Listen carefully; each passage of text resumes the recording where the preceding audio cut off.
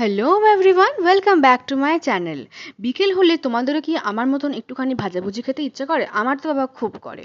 তার উপরে এসেছে দিদা, তো আজকে ভাবলাম দিদার জন্য একটু কিছু বানানো যাক। তো সঙ্গে সঙ্গে বানিয়ে ফেললাম আলুর পকোড়া, আর তার সাথে বসিয়ে দিলাম লিকার চা। তো দেখতে দেখতে আমার চা আর পকোড়া বানানো হয়ে গেছে, গিয়ে দেখি বাবাও চলে এসছে, তার সাথে চলছে টিভি। তো প্রথমে গিয়ে দিদাকে বললাম, দিদা তুমি খাও আর খেয়ে বলো কেমন হয়েছে।